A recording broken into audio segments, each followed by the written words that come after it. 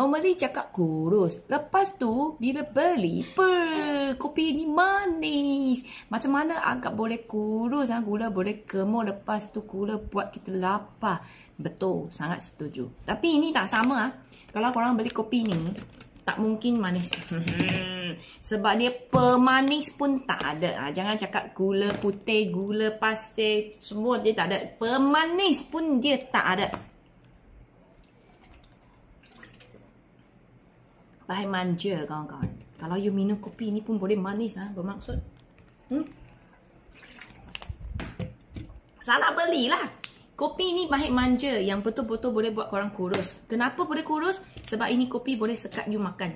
Manis terutamanya. Ramai orang sudah tahu gula yang buat kita asyik nak makan, asyik nak manis, asyik tak henti nak kunyah. Ini pahit manja. So dia terbalik. Bila pahit manja, dia akan kurangkan korang rasa nak makan. Cepat. Sekarang tengah offer. Satu paket ada 15 sachet. Kalau korang ikut cara saya makan ni macam satu sachet dengan 1 liter air, minum selepas makan sarapan 1 jam.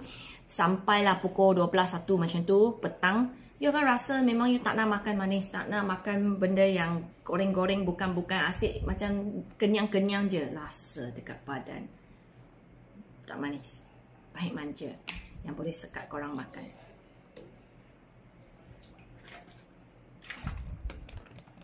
Ini pahit manja, you akan semakin suka. Sebab dia jaga you punya usus sekali. Tapi tak ciri bila tak sakit perut. Jangan takut. Cuba ambil satu bite. Try. Ramai orang sudah berjaya kawal berat badan, kawal makan, tak suka manis, badan bertenaga, senang berpeluh, sihat semakin. Ada. Alah, jangan risau. Satu pack 15. Cepat. 15 sachet.